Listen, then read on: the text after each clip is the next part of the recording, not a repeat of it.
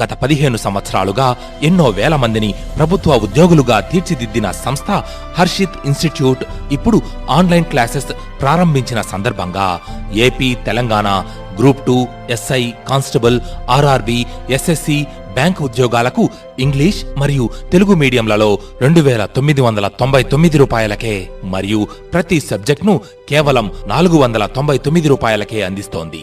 పాత ఆర్ఎస్ అగర్వాల్, కొత్త ఆర్ఎస్ అగర్వాల్ రెండూ కలిపి 999 రూపాయలకే.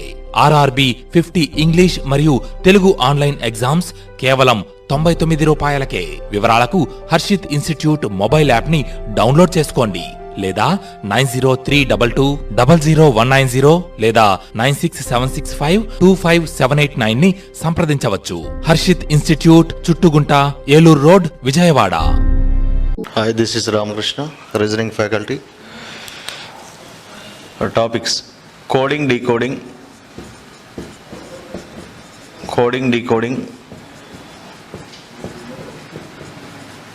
Next one, ranking.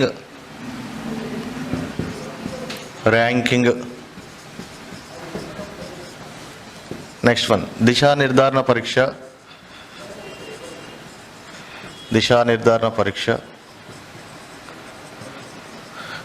Next one, Rakta Sambandhalu.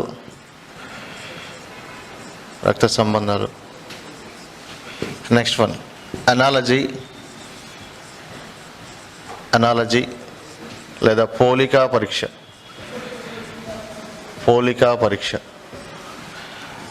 Next one, భిన్న పరీక్ష.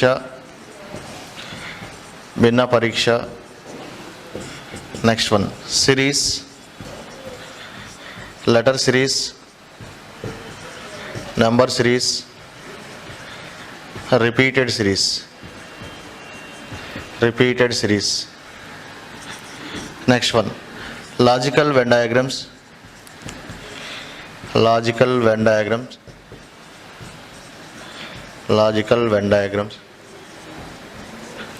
Next one, syllogism.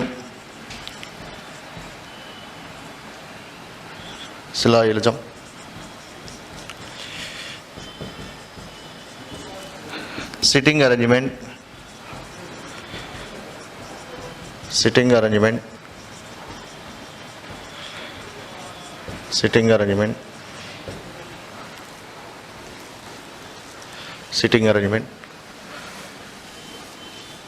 Puzzle test.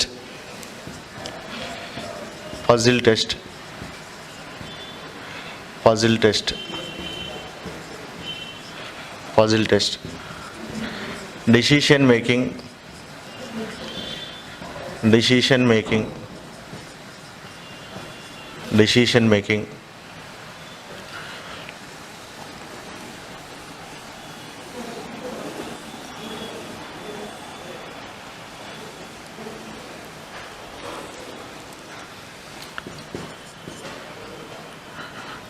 Number puzzle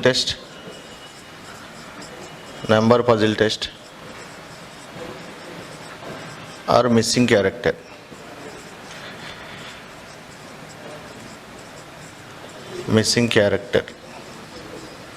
Number puzzle test, missing character. Next, statements,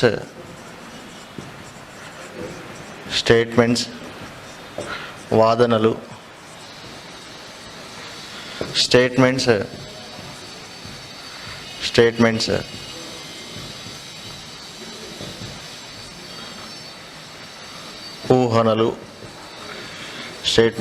ఊహనలు. Next, ప్రకటనలు, పర్యవసనములు.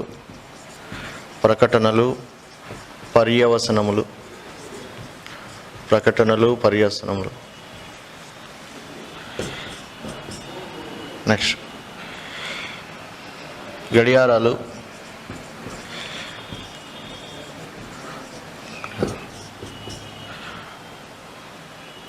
Verification of truth statement. Verification of truth statement.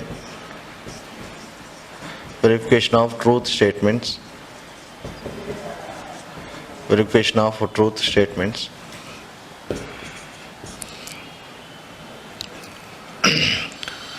mathematical operation test,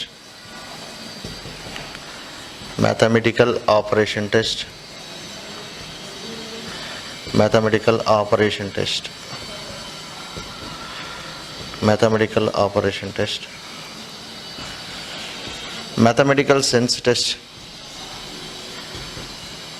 mathematical sense test, mathematical sense test. Next one, data sufficiency, data sufficiency, data sufficiency,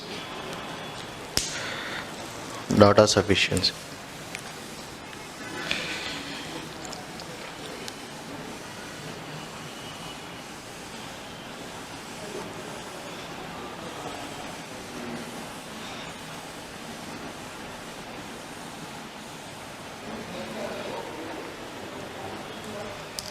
So,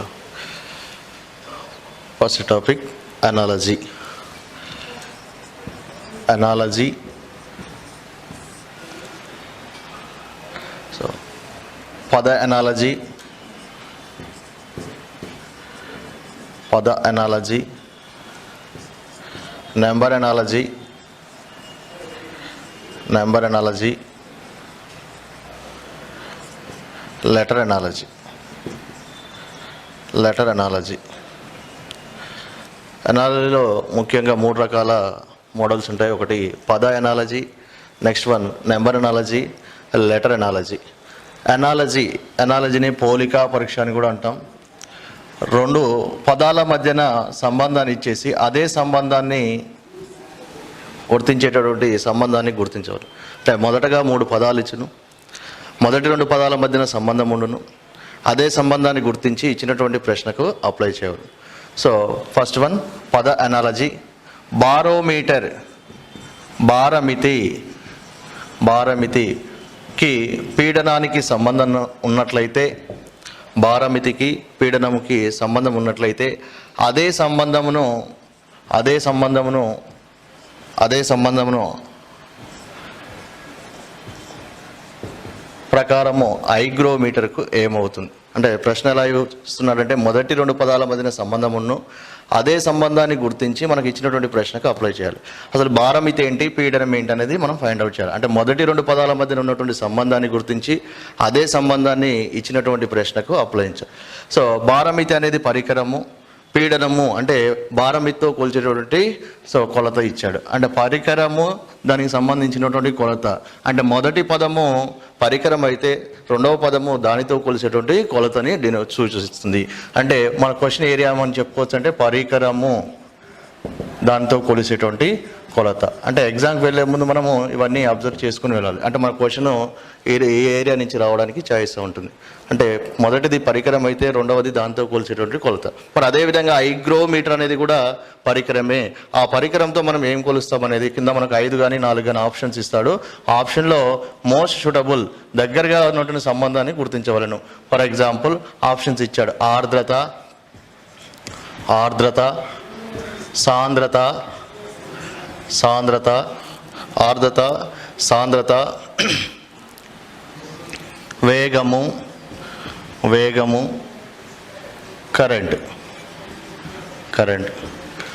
మొదటి పదానికి రెండవ పదానికి సంబంధాన్ని గుర్తించి అదే సంబంధాన్ని మనకి ఇచ్చినటువంటి ప్రశ్నకు అప్లై చేస్తే మొదటి పదము పరికరము, రెండవ పదము దానితో కొలిసేటువంటి కొలత. అదేవిధంగా హైగ్రోమీటర్ అనేది కూడా పరికరమే. దాంతో ఏం కొలుస్తామంటే ఆర్ద్రతను కొలుస్తాం, ఆర్ద్రతను కొలుస్తాం.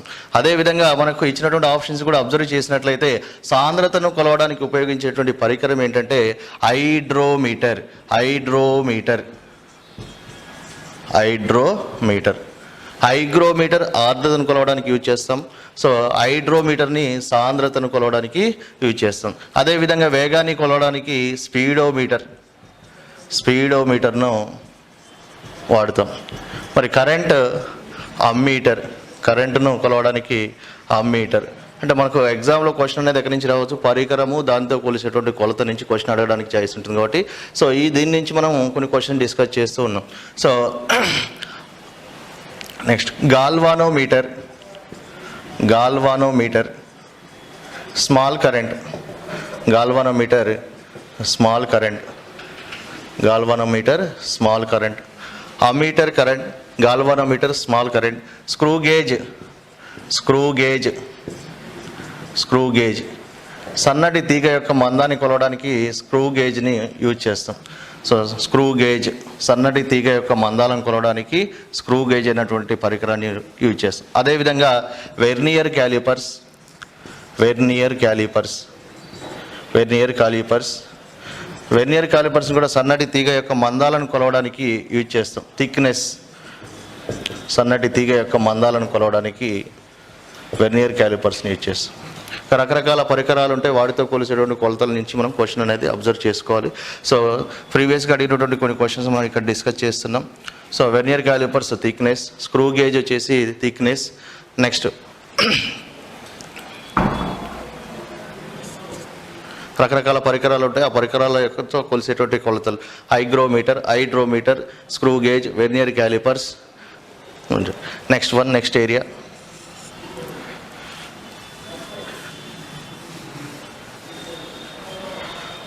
బాటనీ ఈజ్ కి బాటనీ వృక్షాలు. మరి బాటనీకి వృక్షాలకు సంబంధం ఉన్నట్లయితే అదే సంబంధాన్ని ఇచ్చినటువంటి ప్రశ్నకు అప్లై చేయాలి. మొదటి పదం బాటనీ, రెండవ పదము వృక్షాలు. మొదటి పదానికి రెండవ పదానికి మధ్యన ఉన్నటువంటి సంబంధాన్ని గుర్తించి అదే సంబంధాన్ని మనకు ఇచ్చినటువంటి క్వశ్చన్కి అప్లై చేయాలి. బాటనీ అనేది ఒక శాస్త్రము. సో బాటనీ అనేది ఒక శాస్త్రము. దేని గురించి అధ్యయనం చేస్తున్నాం దానికి ఒక పేరు పెట్టుకుంటున్నాం, దాన్నే శాస్త్రము, అధ్యయనము, లేదంటే స్టడీ అండ్ టాపిక్ అని చెప్పుకుంటున్నాము. సో వృక్షాల గురించి అధ్యయనం చేసే శాస్త్రాన్ని బాటనీ అంటున్నాం. అదేవిధంగా భూకంపాల గురించి అధ్యయనం చేసే శాస్త్రాన్ని సిస్మాలజీ అంటాం. భూకంపాల గురించి అధ్యయనం చేసే శాస్త్రాన్ని సిస్మాలజీ అంటాం. Next one ornithology, ornithology. పక్షుల గురించి అధ్యయనం చేసే శాస్త్రాన్ని ఆర్నిథాలజీ అంటాం. పక్షుల గురించి అధ్యయనం చేసే శాస్త్రాన్ని ఆర్నిథాలజీ అంటున్నాం. అదేవిధంగా నెఫ్రాలజీ, నెఫ్రాలజీ. మూత్రపిండాల గురించి అధ్యయనం చేసే శాస్త్రాన్ని నెఫ్రాలజీ, మూత్రపిండాల గురించి అధ్యయనం చేసే శాస్త్రాన్ని నెఫ్రాలజీ అంటాం. Neurology, neurology. నెంబర్స్, సంఖ్యల గురించి అధ్యయనం చేసే శాస్త్రాన్ని న్యూరాలజీ అంటాం. సరే, సో న్యూరాలజీ నరాలకు సంబంధించినటువంటి శాస్త్రం. Numerology, numerology, numerology. సంఖ్యలకు సంబంధించినటువంటి శాస్త్రాన్ని న్యూమరాలజీ అంటాం. Next one astrology, astrology, astrology. ఖగోళ శాస్త్రం. ఆస్ట్రాలజీ భవిష్యత్తు గురించి సంబంధించినటువంటి శాస్త్రం, ఫ్యూచర్, భవిష్యత్తు. ఆస్ట్రానమీ, ఆస్ట్రానమీ ఖగోళానికి సంబంధించినటువంటి శాస్త్రం. అంటే మొదటి పదము శాస్త్రం అయితే దేని గురించి అధ్యయనం చేస్తున్నాం చెప్పేది అండి. మనకు ఎగ్జామ్లో క్వశ్చన్ అనేది శాస్త్రము అధ్యయనం నుంచి అడగడానికి ఛాయిస్ ఉంటుంది కాబట్టి బాటనీ అనేది వృక్షాల గురించి అధ్యయనం చేసే శాస్త్రం. అదేవిధంగా సిస్మాలజీ అనేది భూకంపాల గురించి అధ్యయనం చేసే శాస్త్రం. ఆర్నిథాలజీ పక్షుల గురించి అధ్యయనం చేసే శాస్త్రం. నెఫ్రాలజీ మూత్రపిండాల గురించి అధ్యయనం చేసే శాస్త్రం. న్యూరాలజీ నరాల గురించి అధ్యయనం చేసే శాస్త్రం. న్యూమరాలజీ సంఖ్యల గురించి అధ్యయనం చేసే శాస్త్రం. ఆస్ట్రాలజీ భవిష్యత్తు గురించి చెప్పేది. ఆస్ట్రానమీ ఖగోళం గురించి చెప్పేటువంటి శాస్త్రము. అదేవిధంగా ఇంకా కొన్ని క్వశ్చన్స్ అనేవి ఇక్కడ ఎగ్జామ్లో అడగడానికి ఛాయిస్ ఉంటుంది కాబట్టి so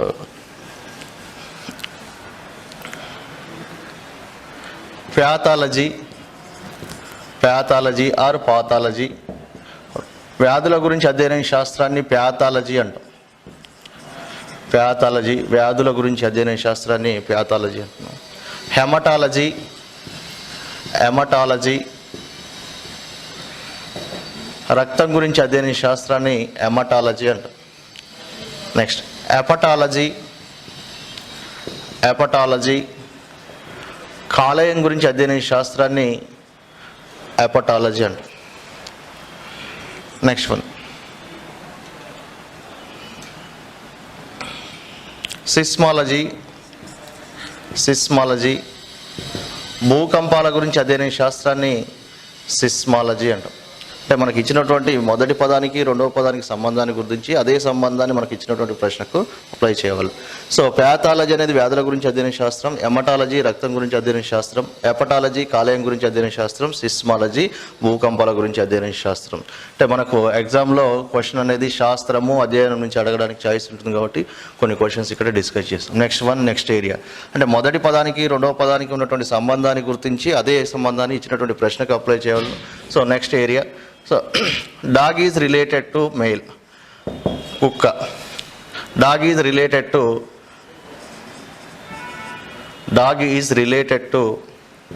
bitch. Dog is related to bitch. అదేవిధంగా horse is related to dash. Horse is related to dash. Dog అంటే కుక్క, మరి బిచ్ అంటే ఆడ కుక్క. అంటే మొదటి పదానికి రెండవ పదానికి ఉన్నటువంటి సంబంధాన్ని గుర్తించి అదే సంబంధాన్ని మనం ఇచ్చినటువంటి ప్రశ్నకు అప్లై చేయగలను. డాగ్ అంటే మనకు తెలుగులో చెప్పడానికి ఏముండదు, కుక్క, ఆడకుక్క, మగ కుక్క అని పిలుస్తూ ఉంటాం. కానీ మనకు ఇంగ్లీష్లోకి వచ్చేసరికి పర్టికులర్ వర్డ్స్ ఉంటాయి కాబట్టి ఖచ్చితంగా గుర్తుపెట్టుకోవాలి. అంటే మన క్వశ్చన్ ఏరియా ఏంటి, మొదటి పదము కుక్క అంటున్నాం, రెండవ పదము ఆడకుక్క అంటున్నాం. అంటే మేల్ అండ్ ఫిమేల్ రిలేషన్ నుంచి మనకు క్వశ్చన్ అడిగాడు. సో అంటే question male and female relation. తెలుగులో అయితే జనరల్గా ఆడకుక్క మగ కుక్క అని పిలుస్తుంటాం, కానీ ఇంగ్లీష్కి వచ్చేసరికి పర్టికులర్ వర్డ్స్ ఉంటాయి కాబట్టి మనం ఖచ్చితంగా ఇంగ్లీష్లో కూడా నేర్చుకోవాలి. సో ఆర్స్ అంటే గుర్రం, మరి ఆడగుర్రాన్ని ఏమనాలి, mare is the female horse. అదేవిధంగా లయన్, సింహం, మరి ఆడసింహాన్ని ఏమనాలి, లయనెస్.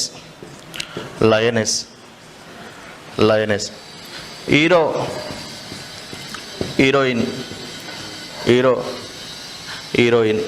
Actor, actress. సో నటీమణి.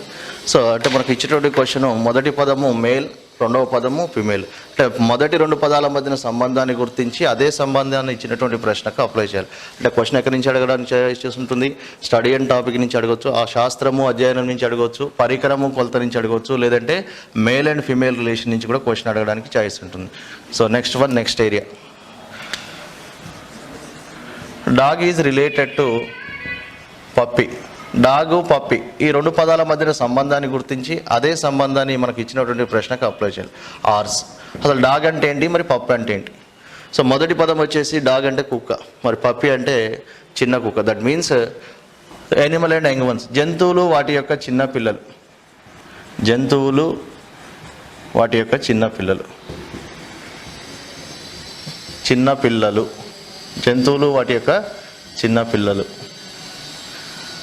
సో తెలుగులో అయితే మనం కుక్క పిల్ల, పిల్లి పిల్ల అంటాం, కానీ ఇంగ్లీష్కి వచ్చేసరికి పర్టికులర్ వర్డ్స్ ఉంటాయి కాబట్టి మనకి ఎగ్జామ్లో కూడా వాడు డైరెక్ట్ క్వశ్చన్ ఇంగ్లీష్లోనే ఇస్తున్నాడు కాబట్టి మనం ఇంగ్లీష్లో కూడా నేర్చుకోవాలి.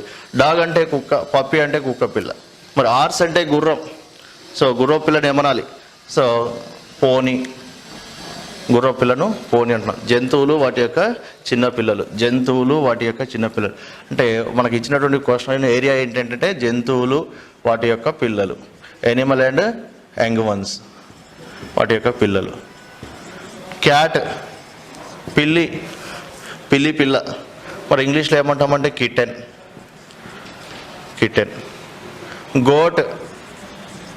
గోట్ మేక, మరి చిన్న మేకను మేక పిల్ల అని పిలుస్తున్నాం తెలుగులో, కానీ ఇంగ్లీష్కి వచ్చేసరికి పర్టికులర్ వర్డ్స్ ఉంటాయి దాన్ని. So kid.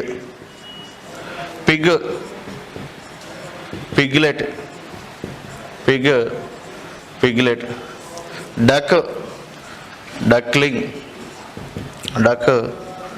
డక్లింగ్. బాతు పిల్ల. నెక్స్ట్ షీప్, గొర్రె పిల్ల. ల్యాంబ్, గొర్రె పిల్ల. తెలుగులో అయితే మనం సింపుల్గా గొర్రె పిల్ల అంటున్నాం, మరి ఇంగ్లీష్కి వచ్చేసరికి పర్టికులర్ వర్డ్స్ ఉంటాయి కాబట్టి కంపల్సరీ గుర్తుపెట్టుకోవాలి. షీప్ అంటే గొర్రె, ల్యాంబ్ అంటే గొర్రె పిల్ల. So next one, hen, chicken. Hen అంటే కోడి, చికెన్ అంటే కోడి పిల్ల. నెక్స్ట్ వన్, బటర్ఫ్లై, సీతాకోక చిలుక. దాని క్యాటర్ పిల్లర్, గొంగలి పురుగు. సో మనకి ఇచ్చినటువంటి ప్రశ్న జంతువులు వాటి యొక్క చిన్న పిల్లలు. ఆ విధంగా మనకు ఎగ్జామ్ వెళ్ళే ముందు ఇవన్నీ కూడా రివిజన్ చేసుకుని వెళ్ళాలి. సో మన క్వశ్చన్ అనేది మేల్ అండ్ ఫిమేల్ రిలేషన్ నుంచి రావచ్చు, ఎనిమల్ అండ్ యంగ్ వన్స్, జంతువులు వాటి యొక్క చిన్నపిల్లల నుంచి రావచ్చు, పరికరము వాటితో కొలిసేటువంటి కొలతల నుంచి రావచ్చు, లేదంటే శాస్త్రము అధ్యయనం నుంచి కూడా క్వశ్చన్ రావడానికి ఛాయిస్ ఉంటుంది. Next one, dog is related to, dog అనే పదానికి కెనెల్కి సంబంధం ఉన్నట్లయితే అదే సంబంధాన్ని ఇచ్చినటువంటి ప్రశ్నకు ఆర్స్కి అప్లై చేస్తే ఏమవుతుంది అని అడుగుతున్నాం. అసలు మొదటగా మనము మొదటి పదానికి రెండవ పదానికి మధ్యన ఉన్నటువంటి సంబంధాన్ని గుర్తించి అదే సంబంధాన్ని ఇచ్చినటువంటి ప్రశ్నకు అప్లై చేయాలి. అనాలజీ అంటేనే పోలిక, అంటే ఈ రెండు పదాల మధ్యన పోల్చాడు, ఎలాంటి పోలిక ఉందో అబ్జర్వ్ చేసి అదే రిలేషన్ మనకి ఇచ్చినటువంటి క్వశ్చన్కి అప్లై చేయాలి. డాగ్ అంటే కుక్క, కెనల్ అంటే కుక్కలు ఉండేటువంటి ప్రదేశం, అంటే జంతువులు వాటి యొక్క ఆవాసాలు, నివాసాలు, జంతువులు వాటి యొక్క ఆవాసాలు. రకరకాల జంతువులు ఉంటున్నాయి, వాటికంటూ ఒక పర్టికులర్ ప్లేస్లో ఉంటున్నాయి కాబట్టి వాటి యొక్క ఆవాసాలు అన్నాం. మరి కుక్క ఉండేటువంటి ప్లేస్ను కెనల్ అన్నాం. అదేవిధంగా గుర్రాలు ఉండేటువంటి ప్లేస్ను స్టేబుల్ అంటాం, గుర్రపు శాల, స్టేబుల్. లయన్ సింహం ఉండేటువంటి ప్లేస్ను డెన్ అంటాం, బోను తెలుగులో den. Tiger also den, tiger den. Parrot or bird cage, పంజరం, బర్డ్ కేజ్, పంజరము. నెక్స్ట్ ఫిష్, చేప, అక్వేరియం,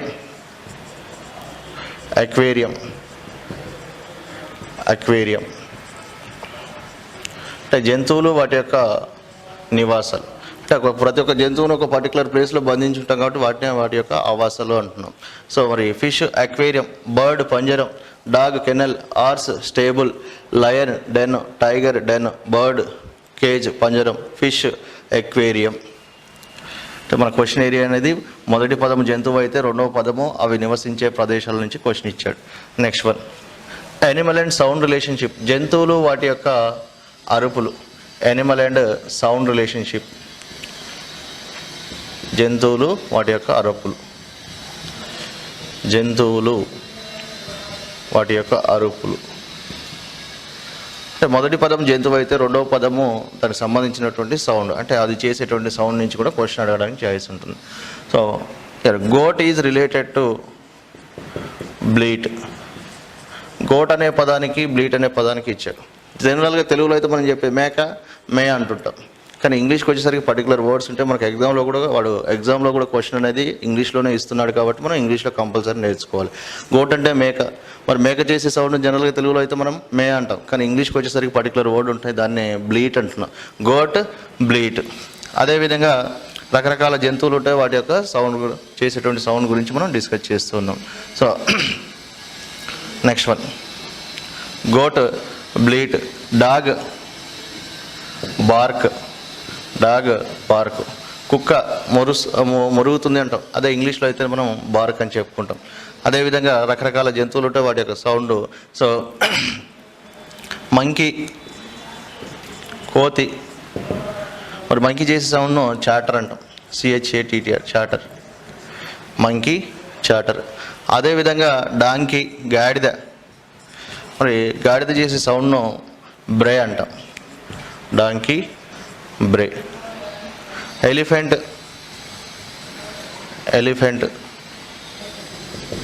సో ఏనుగు చేసే సౌండ్ను ట్రంపెట్ అంటాం, తెలుగులో గీంకరిస్తుంది అంటాం, గీంకరించడం.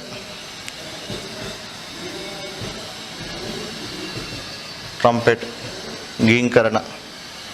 Donkey bray, monkey chatter, goat bleat, dog bark. రకరకాల జంతువులు ఉంటాయి, అవి చేసేటువంటి సౌండ్ మనం. క్యాట్ మ్యావ్,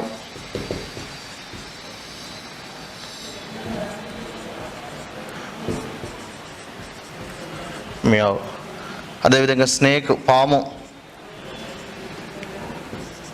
స్నేక్, అది చేసే సౌండ్ను ఇస్, పాము బుస కొడుతుంది అంటాం తెలుగులో అయితే. అంటే మనకు ఎగ్జామ్లో వచ్చేటువంటి మొదటి పదము రెండవ పదం మధ్యన ఉన్నటువంటి సంబంధాన్ని గుర్తించేటప్పుడు అది యానిమల్ అండ్ సౌండ్ రిలేషన్షిప్ని గురించి మనకు క్వశ్చన్ రావడానికి ఛాయిస్ ఉంటుంది కాబట్టి దాని గురించి డిస్కస్ చేస్తూ ఉన్నాం. అదేవిధంగా next area individual and group, ఏకైకము సమూహం, ఏకైకము సమూహం, ఇండివిజువల్ అండ్ గ్రూప్.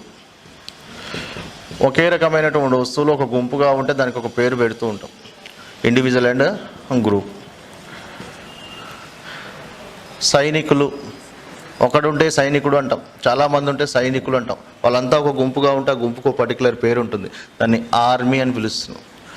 సో అంటే సైనికులు ఒక గుంపుగా ఉంటే దాన్ని ఏమని పిలుస్తున్నాం, ఆర్మీ. అంటే మొదటి పదం సైనికులు అని ఇచ్చాడు, రెండవ పదాన్ని ఆర్మీ అన్నాం. అదేవిధంగా మనకు ప్రశ్నలు ఇవ్వడానికి ఛాయిస్ ఉంటుంది. అంటే మొదటి పదం ఏంటి, ఇండివిజువల్, ఏకైకం. అలాంటి వాళ్ళు ఒక గుంపుగా ఉంటే ఆ గుంపుకు ఒక పేరు ఉంటుంది. అదేవిధంగా ఫ్లవర్స్, పుష్పాలు,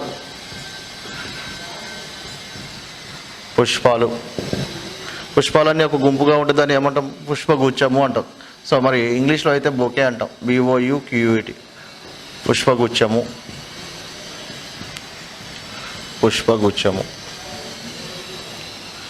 నెక్స్ట్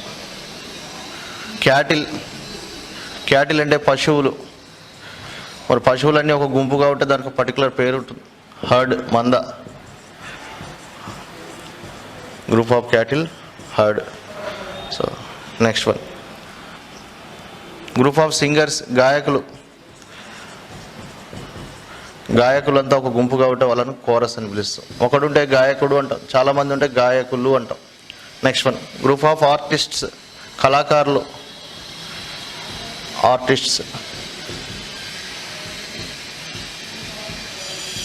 మరి కళాకారులంతా ఒక గుంపుగా ఉంటే వాళ్ళకు పర్టికులర్ పేరు ఉంటుంది, దాన్ని ఏమంటున్నామంటే ట్రూప్.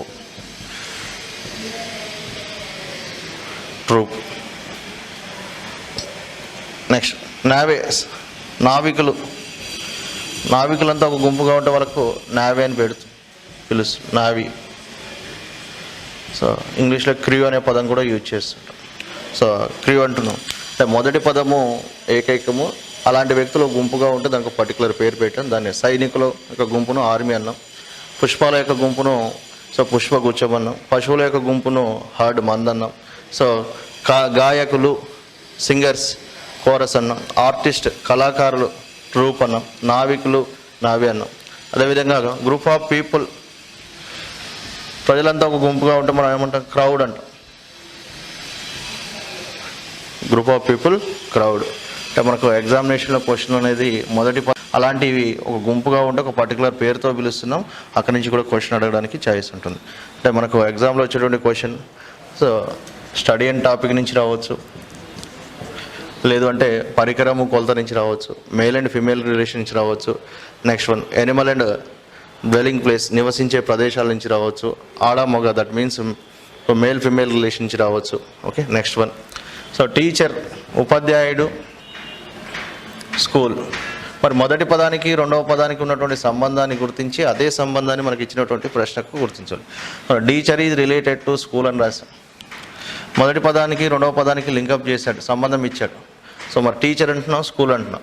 సో మొదటి పదమేమో వృత్తి, టీచర్. రెండవ పదమేమో అతను పనిచేసేటువంటి ప్లేస్, అంటే వర్కర్ అండ్ వర్కింగ్ ప్లేస్, పనివాడు పనిచేసే ప్రదేశం.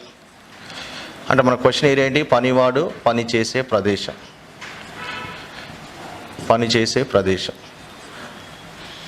మొదటి పదం ఏమో పనివాడని ఇచ్చాడు, వర్కర్ అని ఇచ్చాడు. రెండవ పదం ఏమో పనిచేసే ప్రదేశం. బట్ టీచర్ వర్క్ చేసే ప్లేస్ను స్కూల్ అంటున్నాం. అదేవిధంగా డాక్టర్ వర్క్ చేసే ప్లేస్ను హాస్పిటల్, ఆసుపత్రి, హాస్పిటల్, వైద్యశాల. మరి అదేవిధంగా మెకానిక్,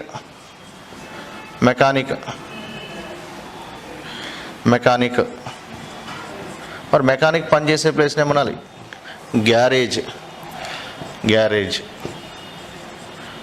మెకానిక్ పనిచేసే ప్లేస్ను గ్యారేజ్ అంటున్నాం. అంటే worker and working place. Chef, వంటవాడు పనిచేసే ప్రదేశాన్ని ఏమంటాం, వంటగది, కిచెన్.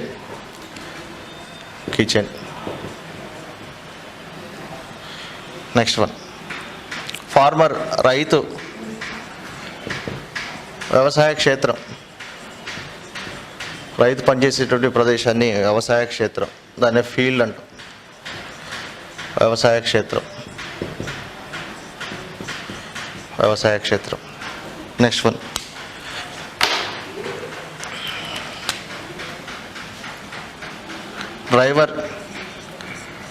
డ్రైవర్ వర్క్ చేసే ప్లేస్ను క్యాబిన్.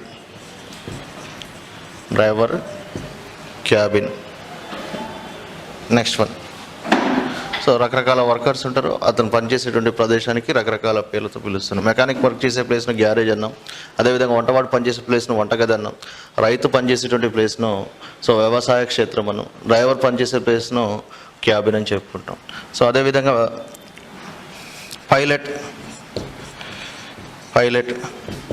మరి పైలట్ వర్క్ చేసే ప్లేస్ని ఏమనాలి? సో జనరల్గా మనకు ఆప్షన్స్ ఇస్తూ ఉంటాడు, ఓకేనా.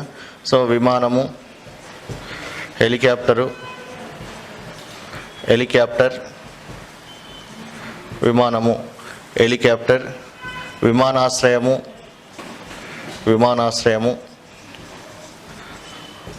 Next cockpit.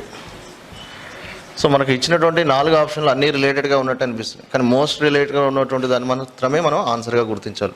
So pilot work చేసే ప్లేస్ని ఏమంటామంటే కాక్పిట్ అంటాం. కాక్పిట్ అంటే మనకి ఎగ్జామ్లో question, so worker and working place నుంచి కూడా క్వశ్చన్ అడగడానికి ఛాయిస్ ఉంటుంది. సో మెకానిక్ గ్యారేజ్, వంటవాడు వంటగది, రైతు వ్యవసాయ క్షేత్రము, driver cabin, pilot so cockpit అని చెప్పాం. అంటే question area worker and working place, పనివాడు పనిచేసే ప్రదేశం నుంచి కూడా క్వశ్చన్ అడగడానికి ఛాయిస్ ఉంటుంది. నెక్స్ట్ వన్, పనివాడు అంటే మొదటి పదము పనివాడు ఇచ్చేసి రెండవ పదము అతని నుంచి వచ్చేటువంటి ఉత్పత్తి కూడా ఇవ్వచ్చు. Worker and product relation. So మొదటి పదమేమో పనివాడు, రెండవ పదమేమో ఉత్పత్తి. సో టీచర్ నుంచి వచ్చేటువంటి ఉత్పత్తి ఏంటంటే ఎడ్యుకేషన్, సో విద్య, టీచర్ విద్య.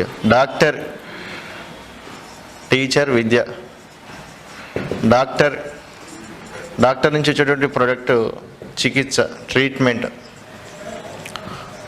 డాక్టర్ నుంచి వచ్చే ప్రొడక్ట్ చికిత్స. నెక్స్ట్ వన్,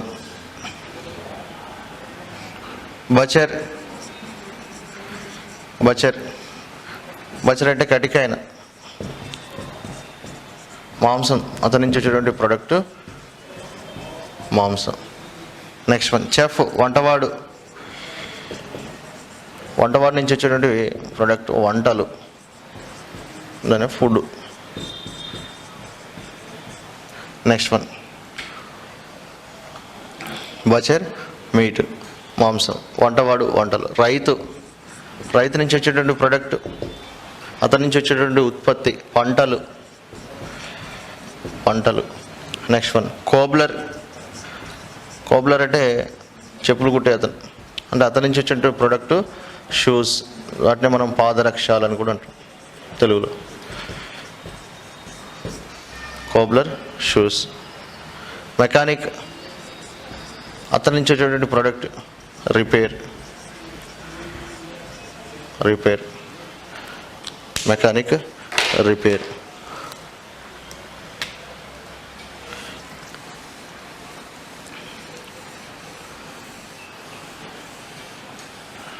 అంటే మనకు ఎగ్జామ్లో వర్కర్ అండ్ ప్రొడక్ట్ రిలేషన్ నుంచి కూడా క్వశ్చన్ రావడానికి ఛాయిస్ ఉంటుంది. Next one, individual and class. ఏకైకము జాతి, ఒకే లక్షణాలు ఉన్నవన్నీ కూడా ఒక జాతిగా చెప్పుకుంటాం. క్లాస్ అంటే జాతి. సో ఇండివిజువల్ అంటున్నాం, ఏకైకం. అలాంటి లక్షణాలు ఉన్నవన్నీ కూడా ఒక గుంపుగా ఉంటే దాన్ని ఒక జాతిగా పిలుస్తుంది. సో మ్యాన్ మనిషి,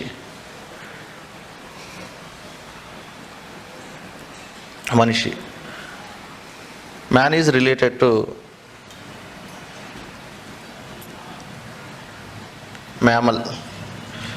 మ్యామల్ అంటే క్షీరదం. మనిషి క్షీరదం అంటే మొదటి పదం ఏమో ఇచ్చాడు, మరి ఒకే రకమైనటువంటి లక్షణాలు ఉన్నాయని కూడా ఒక జాతిగా చెప్తాం. మ్యామల్ అంటే క్షీరదం, పాలిచ్చి పెంచే జంతువులని క్షీరదాలు అంటాం. అదేవిధంగా ఆస్ట్రిచ్ అనేది ఒక పక్షి, మరి అది పక్షి జాతికి సంబంధించింది కాబట్టి బర్డ్ అని చెప్పుకుంటున్నాం. నెక్స్ట్ వన్, బటర్ఫ్లై సీతాకోక చిలుక. సో బటర్ఫ్లై అంటే సీతాకోక చిలుక అంటున్నాం. మరి అది ఏ జాతి అంటే కీటకం, ఇన్సెక్ట్ కీటకము. అంటే ఒకే రకమైనటువంటి లక్షణాలు ఉన్నవన్నీ కూడా ఒక జాతిగా చెప్పుకుంటాం. స్నేక్ పాము. రిపటైల్ సరీసృపాలు, ప్రాకే జంతువులని కూడా జనరల్గా సరీసృపాలుగా తీసుకుంటాం. స్నేక్, రిపటైల్. మొసలి క్రొకడైల్ ఆల్సో. క్రొకడైల్ మొసలి, మొసలి సరీసృపాలుగా తీసుకుంటాం. అంటే ఒకే లక్షణాలు ఉన్నవన్నీ కూడా ఒక జాతిగా చెప్పుకుంటున్నాం. So next kangaroo, kangaroo also mammal, సరీస్ మ్యామల్ క్షీరదము. ర్యాట్ ఎలుక, రొడెంట్, రొడెంట్ అంటే ముందు పళ్ళు షార్ప్గా ఉండేవాడిని కూడా రొడెంట్ కిందగా తీసుకుంటాం. ర్యాట్ ఎలుక.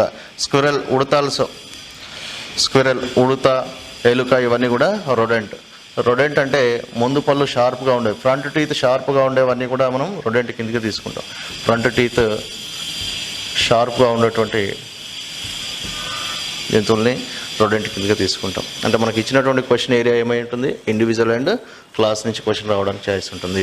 మ్యాన్ ఈజ్ రిలేటెడ్ టు మమల్, మ్యాన్కు మమల్కి సంబంధం ఇచ్చాడు, అదే సంబంధాన్ని మనకు ఇచ్చినటువంటి క్వశ్చన్కి అప్లై చేయాలి. So next one,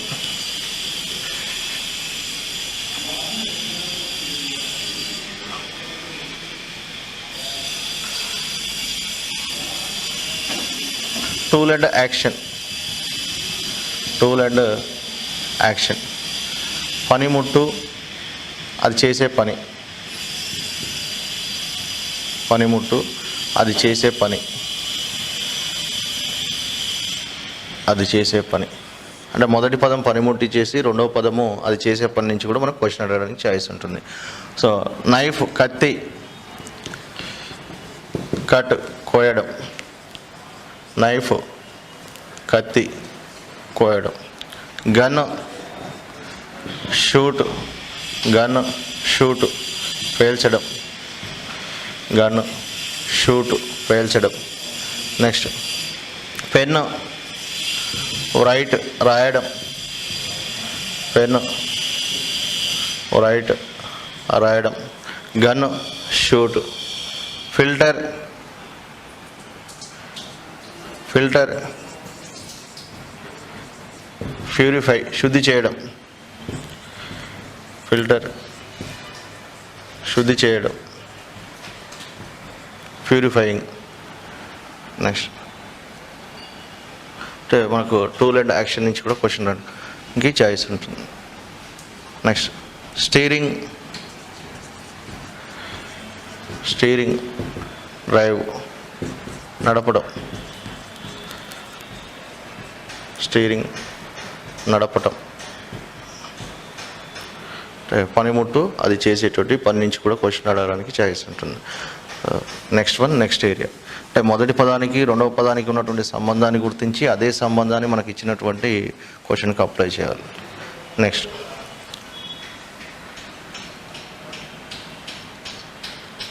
country and capital, country and capital, country and capital. దేశము రాజధానులు. మనకు ఎగ్జామ్లో క్వశ్చన్ అనేది దేశాలు రాజధానుల నుంచి కూడా క్వశ్చన్ అడగడానికి ఛాయిస్ ఉంది.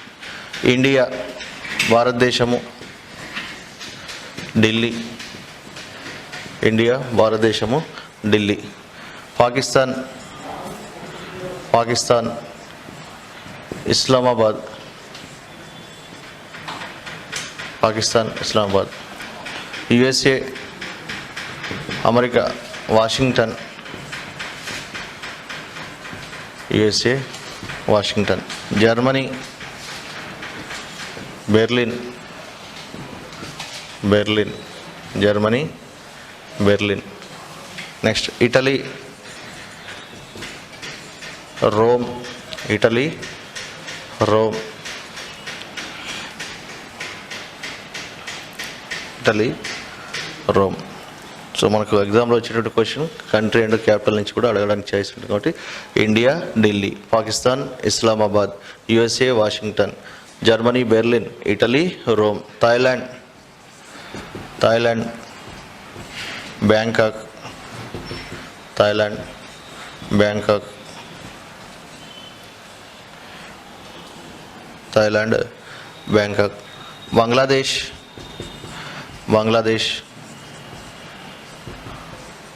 బంగ్లాదేశ్ ఢాకా, బంగ్లాదేశ్ ఢాకా. అంటే మనకు ఎగ్జామ్లో వచ్చేటువంటి క్వశ్చన్ కంట్రీ అండ్ క్యాపిటల్ నుంచి అడగడానికి ఛాయిస్ ఉంటుంది కాబట్టి so country and capital discuss చేసాం. నెక్స్ట్ వన్, కంట్రీ అండ్ దేశాలు వాటి యొక్క జాతీయ చిహ్నాలు. దేశాలు వాటి యొక్క జాతీయ చిహ్నాలు.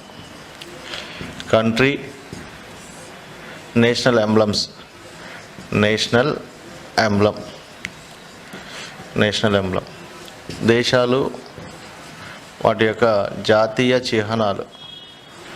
జాతీయ చిహ్నాలు. ఇండియా భారతదేశము. ఇండియా భారతదేశం. అశోక చక్ర. అశోక చక్ర. అశోక చక్ర. పాకిస్తాన్. పాకిస్తాన్. పాకిస్తాన్. నెలవంక.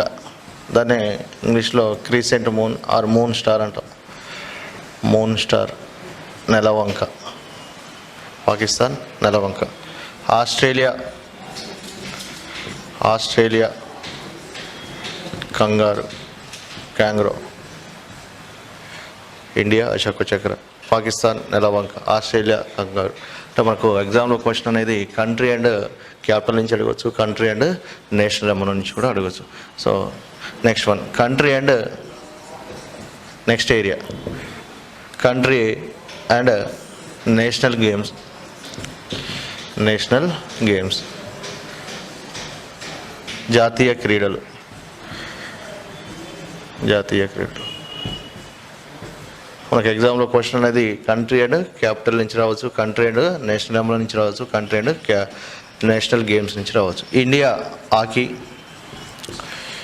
India hockey.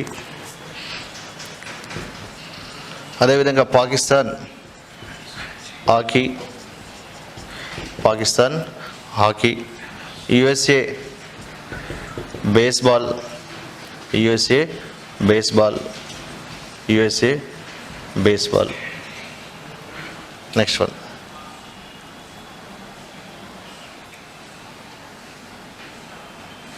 India hockey, Pakistan so hockey, USA baseball.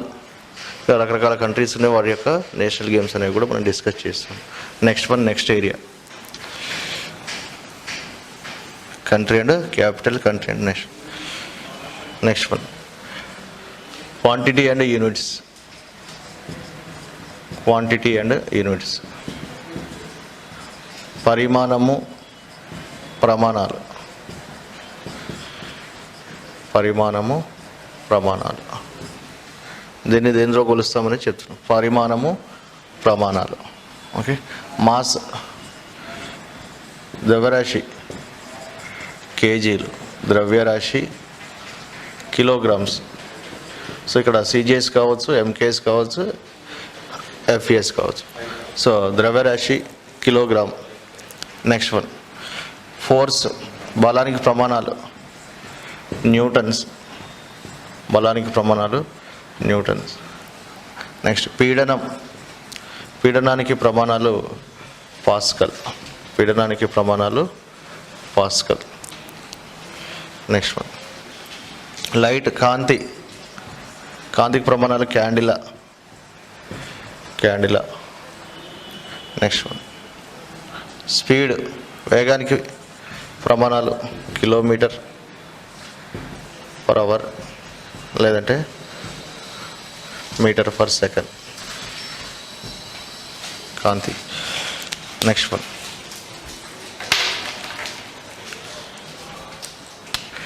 శక్తికి ప్రమాణాలు joules. Joules.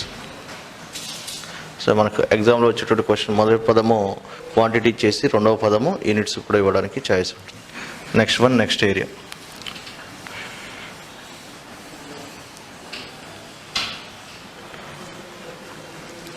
Game and playing place. Game and playing place. Game and playing place, ఆట, ఆట ఆడే ప్రదేశం.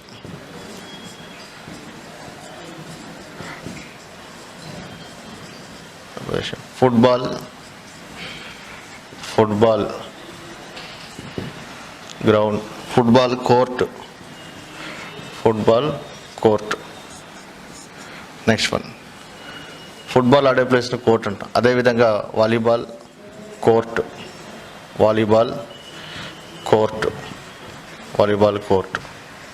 Cricket pitch, cricket pitch.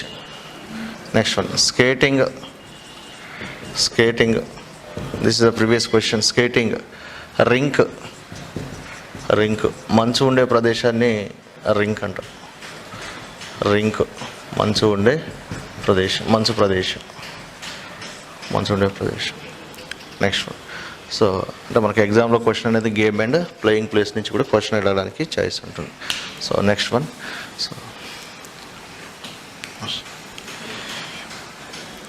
So అనాలజీలో మనకు క్వశ్చన్స్ అనేవి జనరల్గా స్టడీ అండ్ టాపిక్, శాస్త్రము అధ్యయనం నుంచి అడిగాడు ప్రీవియస్గా. నెక్స్ట్ పరికరము కొలత, పరికరము కొలత. Male and female relation, male and female relation. Next one, జంతువులు వాటి యొక్క అరుపులు, జంతువులు వాటి యొక్క అరుపులు. నెక్స్ట్ వన్, జంతువులు వాటి యొక్క చిన్నపిల్లలు, జంతువులు వాటి యొక్క చిన్నపిల్లలు. Animals and young ones. Next one, జంతువులు వాటి యొక్క ఆవాసాలు, అవి నివసించేటువంటి ప్రదేశాలు. పనివాడు పనిచేసే ప్రదేశము, పనివాడు అతను పనిచేసే ప్రదేశము, పనిచేసే ప్రదేశం. నెక్స్ట్ వన్, పనివాడు ఉత్పత్తి, పనివాడు ఉత్పత్తి, అతను నుంచేటటువంటి ప్రొడక్ట్. నెక్స్ట్ వన్,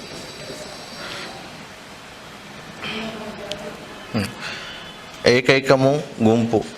ఒకే రకంగా ఉన్నటువంటి వస్తువులు కానీ జంతువులు కానీ ఒక గుంపుగా ఉంటే వాటికి ఒక పేరు పెట్టాం, గుంపు. నెక్స్ట్ వన్, ఏకైకము జాతి, ఏకైకము జాతి. ఒకే లక్షణాలు ఉన్నవన్నీ కూడా ఒక జాతిగా చెప్పుకోండి. నెక్స్ట్ వన్, దేశాలు, సో రాజధానులు.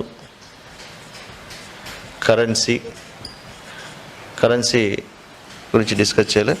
So for example India rupee, India, దేశాలు, రాజధానులు, కరెన్సీ, జాతీయ చిహ్నాలు, జాతీయ క్రీడల నుంచి క్వశ్చన్ అడగడానికి ఛాయిస్ ఉంది. జాతీయ చిహ్నాలు, క్రీడలు, జాతీయ చిహ్నాలు, క్రీడలు.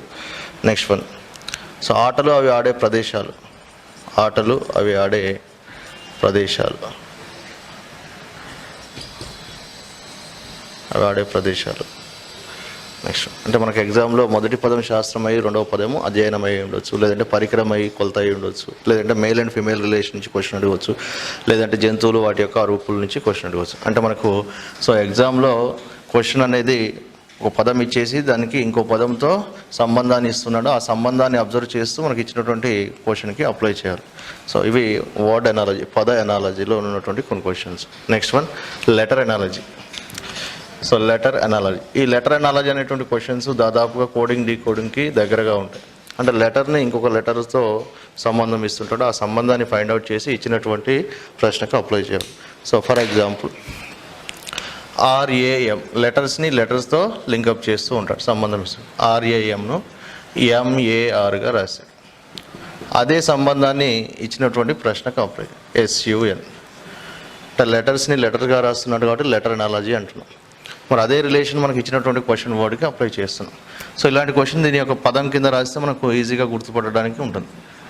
సో ఆర్ఏఎంను ఎంఏఆర్గా రాశాడు. అంటే మనం చూడగానే తెలిసిపోతుంది, ఇచ్చిన మొదటి పదంలో ఉన్నటువంటి అక్షరాలు రెండవ పదంలో ఉన్నటువంటి అక్షరాలు సేమ్ ఉన్నాయి, కాకపోతే ఎలా ఉన్నాయి, సో రివర్స్గా రాశాయి. సో కాబట్టి దీన్ని అబ్జర్వ్ చేస్తే టోటల్ వర్డ్ని రివర్స్ రాశాడు, టోటల్ వర్డ్ని రివర్స్ రాశాడు. మరి అదే సంబంధాన్ని మనకి ఇచ్చినటువంటి ప్రశ్నకు అప్లై చేస్తే ఏమవుతుంది, ఎన్యుఎస్, ఎన్యుఎస్ అంటే మనకు ఇచ్చినటువంటి రిలేషన్ ఏంటంటే రివర్స్ రాస్తూ వచ్చాడు. నెక్స్ట్ వన్, క్యాట్, క్యాట్ను డిడివైగా రాశాడు. మొదటి పదానికి రెండవ పదానికి సంబంధం ఇచ్చాడు, ఆ సంబంధం ఏంటంటే క్యాట్ను డిడివైగా రాస్తే అదే సంబంధాన్ని డాగ్ అప్లై చేస్తే ఏమవుతుందని అడుగుతున్నాను. సో మొదటి పదం కింద ఇచ్చినటువంటి రెండవ పదాన్ని రాసి ప్లేస్ టు ప్లేస్ అబ్జర్వ్ చేసినప్పుడు మనకు ఈజీగా రికగ్నైజ్ చేస్తాం. సో సిడిఐ అది జనరల్ ఇది మనం కోడింగ్ డీకోడింగ్లో కూడా డిస్కస్ చేస్తూ ఉంటాం. ఏవైనా ఒక లెటర్ అనేవి ముందుకు కాకపోతే మనం ప్లస్గా తీసుకుంటాం, వెనక్కి వస్తే మైనస్గా తీసుకుంటాం. ఫర్ ఎగ్జాంపుల్ మన క్వశ్చన్లో ఏని బీగా రాశాడంటే దాన్ని +1గా రాసినట్టు, అదే ఏని ఒకవేళ సిగా రాశాడంటే +2గా రాసినట్టు, అదే ఏని ఒకవేళ డీగా రాశాడంటే +3గా రాశాడు. అంటే ప్రతి లెటర్ని ముందుకు వెళ్ళాడో వెనక్కి వెళ్ళాడని చెక్ చేసుకోవాలి. ముందుకు పోతే మనం ఏమంటున్నామంటే ఇంక్రీజింగ్ అని చెప్పుకుంటున్నాం. సో వెనక్కి వస్తే ఏమంటున్నామంటే డిక్రీజింగ్. ఎంత వెనక్కి వస్తే అంత మైనస్గా తీసుకుంటాం, ఎంత ముందుకు వెళ్తే అంత ప్లస్గా తీసుకుంటాం. ఫర్ ఎగ్జాంపుల్ మన క్వశ్చన్లో ఏ అనేది జెడ్గా చేంజ్ అయ్యేది -1 కావచ్చు, అదే ఏ అనేది వైగా చేంజ్ అయ్యేది -2 కావచ్చు, అదే ఏ అనేది ఎక్స్గా చేంజ్ అయ్యేది అంటే -3 కూడా కావచ్చు. ముందుకు పోతే ప్లస్గాను, వెనక్కి వస్తే మైనస్గాను తీసుకుంటున్నాం. అంటే ఫర్ ఎగ్జాంపుల్ ఇక్కడ మనకి ఇచ్చినటువంటి ప్రశ్నలో CATని DDYగా రాశాడు. మరి CATని DDYగా రాశాడంటే సి ఏమయ్యేది డీగా చేంజ్ అయ్యేది, +1గా రాశాడు. ఏమయ్యేది డీగా రాశాడు. అంటే జనరల్ మనకు నెంబరింగ్తో నేర్చుకున్నప్పుడు ABCD అని ఇలా నేర్చుకున్నప్పుడు ఏ యొక్క నెంబర్ 1 BC C3 D4 అవుతుంది. అంటే ఇండైరెక్ట్ ఏంటి 1 4గా మారేది. అంటే ఏని డీగా రాశాడంటే +3 చేశాడు. సో టీ అంటున్నాం, టీ అంటే 20, Y అంటే 25 అంటే +5 చేశాడు. అంటే మొదటి అక్షరానికి తర్వాత వచ్చే అక్షరం రాశాడు, రెండవ అక్షరానికి తర్వాత మూడో అక్షరం రాశాడు, సో తర్వాత ఐదవ అక్షరాన్ని రాశాడు. మరి అదే రిలేషన్ మనకి ఇచ్చినటువంటి క్వశ్చన్ వర్డ్కి అప్లై చేయాలి. డాగ్, డాగ్ అంటున్నాం కాబట్టి దీనికి +1, సో ఈ అంటున్నాం, ఓ అంటున్నాం కాబట్టి +3, సో జీ అంటున్నాం కాబట్టి +5. సో డి అంటే జనరల్గా నెంబరింగ్ 4 + 1 5 అంటే ఈ. నెక్స్ట్ ఓ అంటే 15, సో ఓ 15 పైన +3 అన్నాడు అంటే నెక్స్ట్ థర్డ్ లెటర్ రాస్తున్నాం, రాస్తే ఏమవుతుంది 18th లెటర్ ఈజ్ ఆర్ అని చెప్పుకుంటున్నాం. G7, సో దానికి +5 దట్ మీన్స్ తర్వాత వచ్చేటువంటి ఐదవ అక్షరము ఎల్ అవుతుంది. So ERL. So next one road అనే పదాన్ని SPBEగా రాస్తే రూల్ అనే పదము ఏమవుతుందని అంటున్నాను. అదే సంబంధాన్ని రూల్కి అప్లై చేస్తే ఏమవుతుందని అడుగుతున్నాను. అంటే మొదటి పదాన్ని రెండవ పదంగా రాశాడు, సో దాన్ని డౌన్వర్డ్స్లో రాసి అబ్జర్వ్ చేస్తున్నాం. SP అంటే లెటర్ని లెటర్తో పోలుస్తూ వచ్చాడు కాబట్టి లెటర్ అనాలజీ అంటున్నాం. SPBE. సో ఆర్ని ఎస్గా రాశాడు అంటే ఆర్కి తర్వాత వచ్చేటువంటి అక్షరాన్ని రాశాడు, ఆర్కి తర్వాత వచ్చేటువంటి అక్షరం అంటున్నాం కాబట్టి నెక్స్ట్ అని చెప్పుకోవచ్చు. అంటే ఇక్కడ మనకు ఎగ్జామినేషన్లో ఇంక్రీజింగ్ కానీ డిక్రీజింగ్ కానీ బేస్ చేసుకొని ఇస్తాడు, కొన్నిసార్లు రివర్స్ని కూడా బేస్ చేసుకొని ఇస్తుంటాడు. ఈ క్వశ్చన్స్ అనేవి దాదాపుగా కోడింగ్ డీకోడింగ్కి రిలేటెడ్గా ఉంటాయి కాబట్టి మనం కోడింగ్ డీకోడింగ్ ప్రాక్టీస్ చేసిన తర్వాత ఇవి డిస్కస్ చేస్తే ఇంకా ఈజీగా ఉంటుంది. మరి ఇక్కడ ఆర్ని ఎస్గా రాశాడంటే +1 రాశాడు, ఓని పీగా రాశాడు +1 రాశాడు, ఏని బీగా రాశాడు +1 రాశాడు, సో నెక్స్ట్ డీని ఈగా రాశాడు +1. అంటే మన రూల్ ఏమని చెప్పవచ్చు, సో ప్రతి అక్షరానికి తర్వాత వచ్చేటువంటి అక్షరంతో డీకోడ్ చేశాడు. మరి +1గానే ఇవ్వాలని ఏం లేదు, ఎగ్జామినేషన్లో +2 ఇవ్వచ్చు, +3 ఇవ్వచ్చు, +4 కూడా అడగడానికి ఛాయిస్ ఉంటుంది. అదే సో సంబంధాన్ని మనకి ఇచ్చినటువంటి క్వశ్చన్ వర్డ్కి అప్లై చేస్తున్నాం. ఆర్ని ఎస్గా రాశాడు, యూని సో ఆర్కి నెక్స్ట్ లెటర్ +1 అంటే దట్ మీన్స్ ఎస్ అవుతుంది, యూకి నెక్స్ట్ వన్ వి అవుతుంది, ఎల్కి నెక్స్ట్ వన్ ఎం అవుతుంది, ఈకి నెక్స్ట్ వన్ ఎఫ్ అవుతుంది. అంటే మనకి ఇక్కడ చెప్పదలుచుకున్నటువంటి విషయం ఏంటంటే సో ప్రతి లెటర్కి తర్వాత వచ్చేటువంటి అక్షరంగా రాశాడు, ఎంత తర్వాత రాస్తే అంత ప్లస్గా తీసుకుంటాం. ఇక్కడ నెక్స్ట్ వచ్చేటువంటి అక్షరం రాశాడు కాబట్టి +1 అన్నాం. ఎగ్జామినేషన్లో +2 ఇవ్వచ్చు, +3 ఇవ్వచ్చు, +4 వరకు కూడా అడిగిన సందర్భాలు ఉన్నాయి. So next one gate no, gate అనే పదమును FZSDగా రాస్తే అదే సంబంధాన్ని రూల్కి అనువదిస్తే ఏమొస్తుందని అడుగుతుంది. అంటే గేట్ను అంటే ఈ అక్షరాలతో సంబంధం ఇచ్చాడు, సో దాని యొక్క డౌన్వర్డ్స్లో రాసి అబ్జర్వ్ చేస్తే మనకి ఈజీగా రూల్ అనేది ఏంటో తెలుస్తుంది. నెక్స్ట్ వర్డ్లో ఉన్నటువంటి లెటర్స్ డిఫరెంట్గా ఉన్నాయంటే అవి 99% ముందుకైనా పోవచ్చు, అంటే ఇంక్రీజింగ్ ఆర్డర్ కావచ్చు, లేదంటే డిక్రీజింగ్ ఆర్డర్ అయినా కావచ్చు. సో జీని ఎఫ్గా రాశాడు, దట్ మీన్స్ -1 చేశాడు. ఏని జెడ్గా రాశాడు, ఏకి ప్రీవియస్ లెటర్ రాశాడు -1, టీకి -1, ఈకి -1. అంటే ఇండైరెక్ట్గా మనకు డిక్రీజింగ్ బేస్ చేసుకొని ఇచ్చాడు. ఆ డిక్రీజింగ్ ఏంటంటే -1. అదే రూల్ మనకి ఇచ్చినటువంటి క్వశ్చన్కి అప్లై చేస్తున్నాం. మనకి ఇచ్చినటువంటి క్వశ్చన్ ఏంటంటే రూల్. ఆ రూల్కి అప్లై చేస్తే ఏమవుతుంది, ఆర్కి ప్రీవియస్ లెటర్ అంటే ముందున్నటువంటి లెటర్ క్యూ అవుతుంది, యూకి ముందున్నటువంటి లెటర్ టీ అవుతుంది, ఎల్కి ముందున్నటువంటి లెటర్ కే అవుతుంది, ఈకి ముందున్నటువంటి లెటర్ డి అవుతుంది. ఇక్కడ ఎగ్జామినేషన్లో ఇంక్రీజింగ్ బేస్ చేసుకొని ఇవ్వచ్చు, లేదంటే డిక్రీజింగ్ బేస్ చేసుకొని ఇవ్వచ్చు. ఇంక్రీజింగ్ అంటేనే ముందుకు వెళ్తున్నాం, డిక్రీజింగ్ అంటేనే మైనస్ వస్తుంది. అంటే మొదటి పదంలో ఉన్నటువంటి అక్షరాలు రెండవ పదంలో ఉన్నటువంటి అక్షరాలు వేరువేరుగా ఉన్నట్లయితే అది 99% ఇంక్రీజింగ్ కానీ డిక్రీజింగ్ కానీ అవుతుంది. ఇంక్రీజింగ్ అంటే ముందుకు వెళ్ళడం, డిక్రీజింగ్ అంటే ఎగరడం. కొన్నిసార్లు క్వశ్చన్ వర్డ్లో ఉన్నటువంటి పదాలు, సో డీకోడెడ్ పదంలో ఉన్నటువంటి పదాలు రెండు సేమ్ ఉన్నాయంటే దాదాపు అది రివర్స్ అని అర్థం. నెక్స్ట్ వన్ SUN OTOVTగా రాశాడు. మరి అదే రిలేషన్ను ఇచ్చినటువంటి పదం మూనుకు అప్లై చేస్తే ఏమవుతుంది అన్నాడు. సో క్వశ్చన్ వర్డ్లో ఉన్నటువంటి లెటర్స్ తర్వాత పదంలో ఉన్నటువంటి లెటర్స్ డిఫరెంట్గా ఉంటాయి. సో దాన్ని డౌన్వర్డ్స్లో రాసి అబ్జర్వ్ చేస్తున్నాం. OVT అంటే ఇచ్చినటువంటి క్వశ్చన్ ఏం చేశాడంటే, సో మొదటి పదంలో ఉన్నటువంటి అక్షరాలను రివర్స్ రాస్తూ నెక్స్ట్ లెటర్గా రాశాడు. అంటే Nని ఓగా రాశాడు +1, Uని Vగా రాశాడు +1, Sని Tగా రాశాడు +1. అంటే మనం ఏమని చెప్పవచ్చు, ఇక్కడ రూల్ అనేది రివర్స్ అండ్ +1. ఓన్లీ రివర్సే రాయకుండా రివర్స్తో పాటు ఇంక్రీజింగ్ చేస్తున్నాడు. Reverse and +1. మరి రివర్స్ అండ్ +1ఏ కాదు, +2 ఇవ్వచ్చు, +3 ఇవ్వచ్చు, +4 కూడా అడిగినటువంటి సందర్భాలు ఉన్నాయి.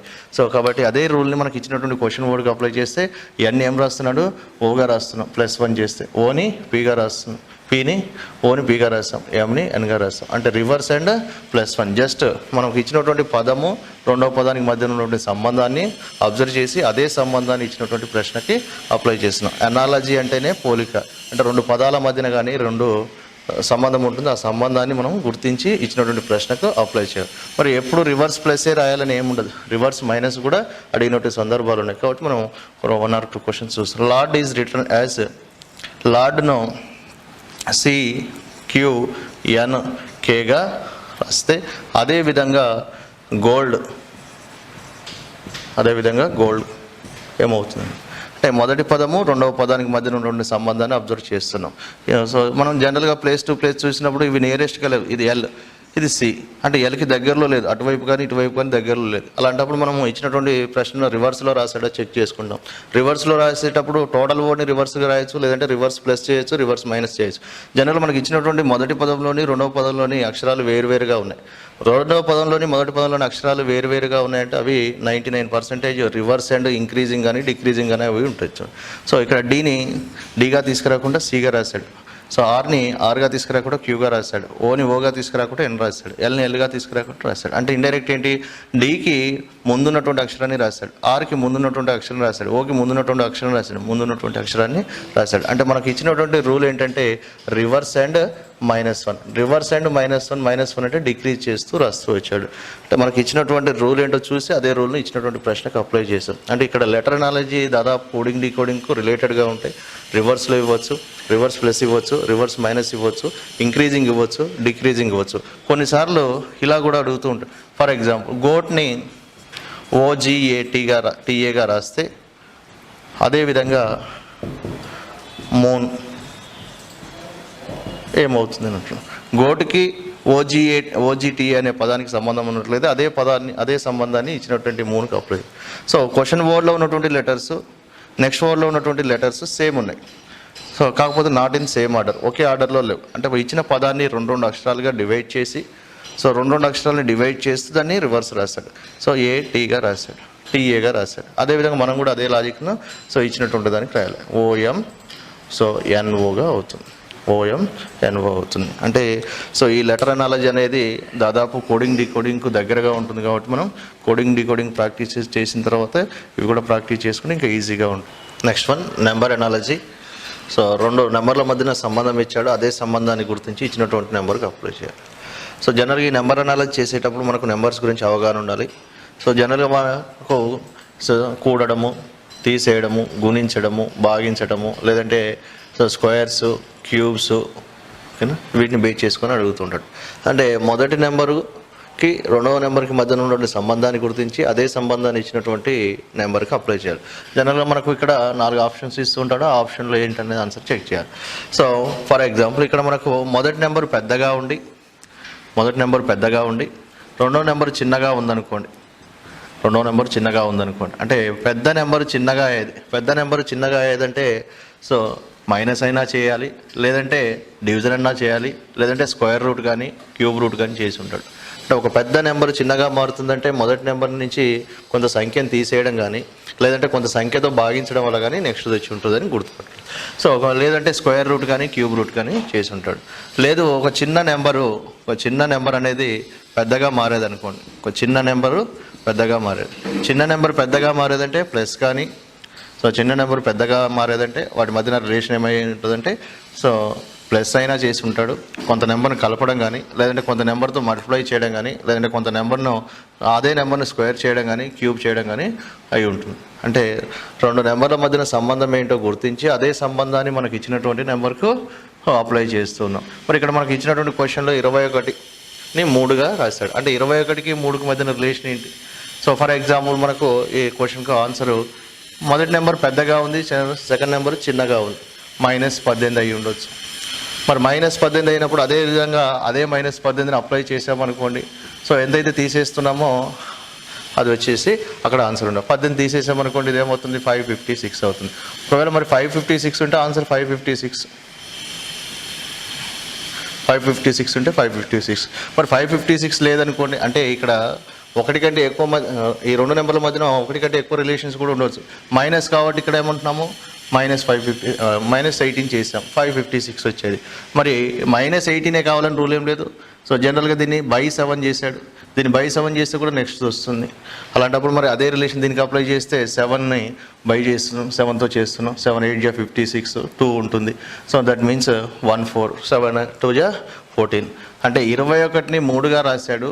అంటే 21కి 3కి మధ్యన సంబంధం ఉంది. అదే సంబంధాన్ని మనకి ఇచ్చినటువంటి క్వశ్చన్కి అప్లై చేస్తున్నాం. అంటే పెద్ద నెంబర్ చిన్నగా అయిందంటే మైనస్ అయినా కావచ్చు, లేదంటే డివిజన్ అయినా కావచ్చు. ఒకవేళ -18 దీనికి తేడా చూసినప్పుడు దీంట్లో నుంచి -18 తీసేస్తే 3 వచ్చేది. అదే రూల్ మనం దీంట్లో నుంచి -18 తీసేస్తే మనకు 556 వచ్చేది. ఒకవేళ ఆప్షన్లో 556 అయినా ఉండొచ్చు, లేదంటే సో 82 అని ఉండొచ్చు. రెండు మాత్రం ఉండవు. అంటే ఇచ్చేటువంటి క్వశ్చన్ సో మైనస్ని బేస్ చేసుకుని అయినా ఇవ్వచ్చు, లేదంటే డివిజన్ బేస్ చేసుకుని అయినా ఇవ్వచ్చు.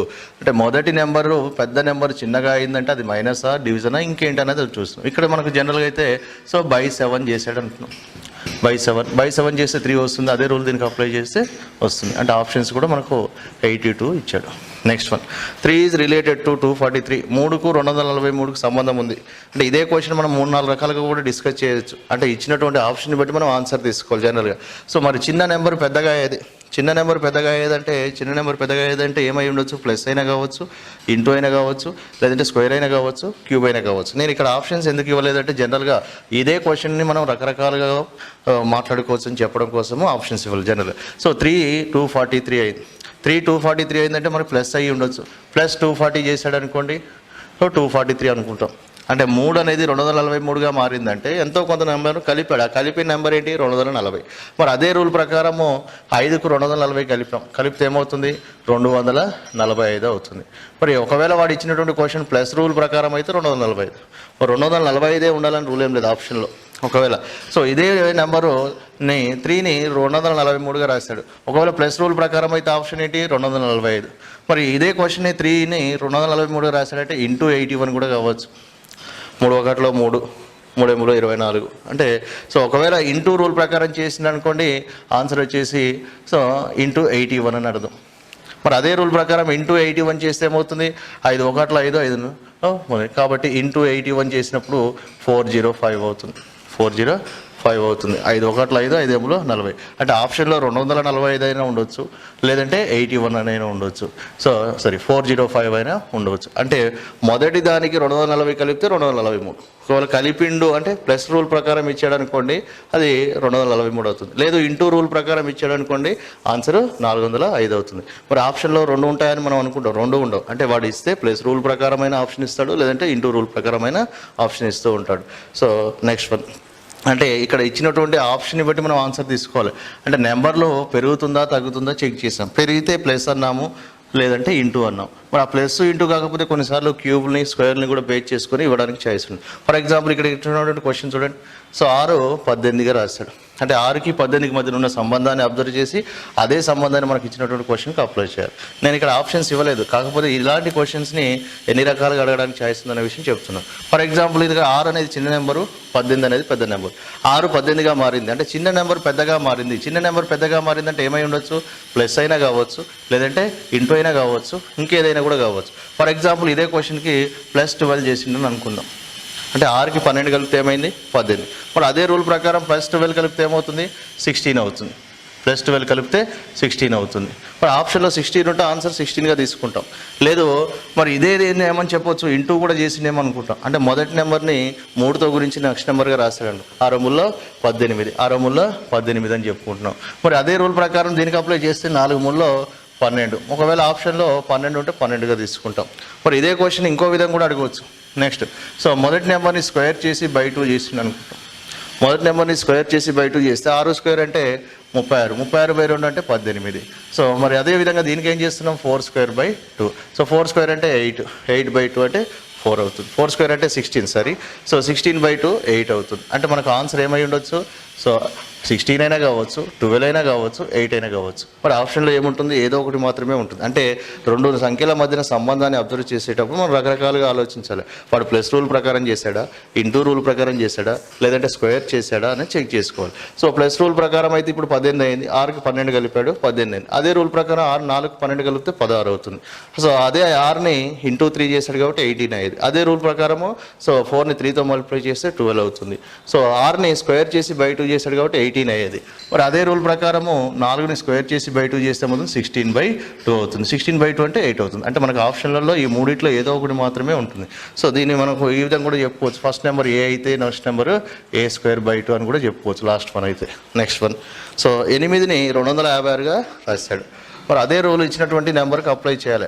ఇక్కడ పోలిక పరీక్షణం, నెంబర్ల మధ్యన పోలిక ఉండొచ్చు, లేదంటే లెటర్స్ మధ్యనైనా ఉండొచ్చు, పదాల మధ్యనైనా ఉండొచ్చు. మనకు ఎగ్జామినేషన్లో పదైనా అలా అడగవచ్చు, నెంబర్ అలా అడగవచ్చు, లెటర్ అలా అడగవచ్చు. ఇక్కడ చిన్న నెంబర్ని పెద్దగా రాశాడు. మరి చిన్న నెంబర్ పెద్దగా రాశాడంటే ప్లస్ రూల్ అయినా అయ్యి ఉండొచ్చు, ఇంటూ రూల్ అయినా అయ్యి ఉండొచ్చు, లేదంటే స్క్వేర్స్ క్యూబ్ అయినా కూడా అయ్యి ఉండొచ్చు. ఓకేనా. ఫర్ ఎగ్జాంపుల్ ఇది 8, ఇది 256. మనం జనరల్గా దీన్ని 8 క్యూబ్ బై 2గా రాశాడు. 8 క్యూబ్ బై 2గా రాశాడు. 8 క్యూబ్ ఏమవుతుంది 512. 512లో సగం రాశాడు 256. మరి ఇప్పుడు మనం కూడా ఏం చేయాలి 6 క్యూబ్ బై 2. 6 క్యూబ్ అంటే 216. 216 బై 2 అంటే 108. అంటే ఫస్ట్ నెంబర్ ఏ అయితే సెకండ్ నెంబర్ ఏంటంటే ఏ క్యూబ్ బై 2గా చెప్పుకోవచ్చు. అంటే ఇది రూల్ ప్రకారం రాశాడు అంటున్నాం. ఇక లేదు ఒకవేళ ప్లస్ అన్నాం అనుకోండి, ప్లస్ రూల్ ప్రకారం అయితే దీనికి ఎంత కలిపిడా చెక్ చేసుకుంటాం, అంతే దీనికి కలుపుతాం. లేదు ఇంటూ అన్నాం అనుకోండి, ఇంటూ రూల్ ప్రకారం అయితే ఇంటూ కలుపుతాం. Next one. ఇక్కడ మనం చిన్న నెంబర్ పెద్దగా అయిందని చెప్పేసి జనరల్గా ప్లస్ ఇంటూ అని జనరల్గా ఆలోచిస్తుంటాం. కానీ ఇక్కడ ఏం లేదండి, సింపుల్గా ఇచ్చిన నెంబర్ని రివర్స్గా రాశాడు. ఇచ్చిన నెంబర్ని రివర్స్గా రాశాడు కాబట్టి మనం కూడా ఇచ్చినటువంటి నెంబర్ని రివర్స్ రాస్తున్నాం.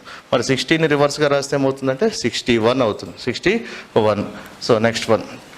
మొదటి నెంబర్ 5, రెండో నెంబరు 35. జనరల్గా ఇది మనం ఏమనుకుంటాం +30 చేశాడేమో అని అనుకుంటాం. అదే రూల్ దీనికి అప్లై చేస్తే మరి +30 చేస్తే ఏముండాలి 37 ఉండాలి. ఒకవేళ ఆప్షన్లో 37 ఉంటే ఆన్సర్లో 37 అని తీసుకుంటాం. లేదు మరి దీన్ని ఇంటూ 7 చేశాడు అనుకుందాం. ఇంటూ 7 చేస్తే ఏమవుతుంది 35 అవుతుంది. అలాంటప్పుడు దీన్ని కూడా ఇంటూ 7 చేయాలి, చేస్తే ఏమవుతుంది 49. అంటే ఆప్షన్లో 49 అని ఉండాలి. మరి ఎట్ ఏ టైం రెండు ఉండకూడదు. ప్లస్ రూల్ ప్రకారం అయితేనేమో 37, ఇంటూ రూల్ ప్రకారం అయితే 49. మరి దీన్ని ఇంకో విధంగా కూడా చెప్పొచ్చు. 5 అనేది ప్రధాన సంఖ్య. ఆ 5కు తర్వాత వచ్చేటువంటి ప్రధాన సంఖ్య 7. 5 35. 5 వరుస ప్రధాన సంఖ్యల లబ్ధంగా రాశాడు. 5 అనేది ప్రధాన సంఖ్య, దాని తర్వాత వచ్చేటువంటి ప్రధాన సంఖ్య 7. కాబట్టి వరుస ప్రధాన సంఖ్యల లబ్ధంగా రాశాడు. మరి 7 అనేది ప్రధాన సంఖ్య కాబట్టి దాని తర్వాత వచ్చేటువంటి ప్రధాన సంఖ్య 11. 77. అంటే మనకు ఆప్షన్లలో 37 అయినా ఉంటుంది, లేదంటే 49 అయినా ఉంటుంది, లేదంటే 77 ఉంటుంది. ఎట్ ఏ టైం 3 అయితే ఇవ్వడు. అంటే ఒకవేళ వాడు క్వశ్చన్ తయారు చేసేటప్పుడు ప్లస్ రూల్ ప్రకారం ఇస్తే 37 అవుతుంది, ఇంటూ రూల్ ప్రకారం ఇస్తే 49 అవుతుంది. లేదు వరుస ప్రధాన సంఖ్యలను బేస్ చేసుకుని ఇచ్చాడు అనుకోండి 77 అవుతుంది. అంటే మనకు ఎగ్జామినేషన్లో మనకు మొదటి సంఖ్యకు రెండవ సంఖ్యకు మధ్యన సంబంధం ఏంటనే చెక్ చేసుకోవాలి. పెద్ద నెంబర్ చిన్నగా అయిందంటే అది మైనస్ కానీ డివిజన్ కానీ అవుతుంది. లేదు చిన్న నెంబర్ పెద్దగా అయిందంటే, సో చిన్న నెంబర్ పెద్దగా అయిందంటే దాన్ని ప్లస్ కానీ లేదంటే ఇంటూ కానీ లేదంటే స్క్వేర్స్ కానీ క్యూబ్స్ కానీ రాసి ఉంటాడని చూడండి. సో నెక్స్ట్ వన్, సో 20 11గా రాశాడు. అంటే 20కి 11కి మధ్యన సంబంధం ఉంది, అదే సంబంధాన్ని 102కి అప్లై చేయమని అంటున్నాడు. మరి 20కి 11కి అంటున్నాం, సో 20/2 ప్లస్ 1. సో మొదటి నెంబర్ని సగం చేసి దానికి 1 కలిపాడు. అదేవిధంగా మనకి ఇచ్చినటువంటి 102కి /2 చేసి ప్లస్ 1 చేయాలి. 102/2 అంటే 51 అవుతుంది. 51 ప్లస్ సో 1 52 అవుతుంది. అంటే మొదటి నెంబర్ను సగం చేసి ప్లస్ 1 చేశాడు. సో నెక్స్ట్ వన్, 108ని 27గా రాశాడు. మరి 32ను ఎలా రాస్తామని అడుగుతున్నాడు. 108ని 27గా రాశాడు, 32ను ఎలా రాస్తాడు. సో మరి మొదటి నెంబర్ 108, రెండో నెంబర్ 27. అంటే మొదటి నెంబర్ పెద్దగా ఉంది, రెండో నెంబర్ చిన్నగా ఉంది. అంటే ఒక పెద్ద నెంబర్ చిన్నగా అయిందంటే అది మైనస్ అయినా కావచ్చు లేదంటే డివిజన్ అయినా కావచ్చు. జనరల్గా ఇక్కడ మనకు దీన్ని అబ్జర్వ్ చేస్తే /4 చేశాడు. డివైడ్ బై 4 చేస్తే నెక్స్ట్ వన్ వచ్చేది. మరి అదే రూల్ ప్రకారం డివైడ్ బై 4 చేస్తే ఏమవుతుంది 8. ఒకవేళ ఆప్షన్లో 8 ఉంటే 8 తీసుకుంటాం. లేదు దీనికి మైనస్ చేసాడు అనుకోండి, మైనస్ రూల్ ప్రకారం ఎంతైతే వస్తుందో అదే ఆప్షన్గా ఇస్తూ ఉంటాడు. అంటే మొదటి నెంబర్ని బై చేసి రాశాడు. 108/4 సో 27. అదే రూల్ దీనికి అప్లై చేసాం. 32/4 చేసి ఏమవుతుంది 8 అవుతుంది. నెక్స్ట్ వన్, 6ని 35గా రాశాడు. అంటే 6కి 35కి మధ్యన సంబంధం ఉంది. సో జనరల్గా మనకు స్క్వేర్స్ కానీ క్యూబ్స్ కానీ వచ్చినప్పుడు తెలుస్తుంది. సో ఇది 6² - 1గా రాశాడు. అంటే మొదటి నెంబర్ని స్క్వేర్ చేసి -1 చేశాడు. అదేవిధంగా మనం ఏం చేస్తున్నాం, 11² - 1. 11² - 1 అంటే 121. 121లో నుంచి 1 పోతే 120 అవుతుంది.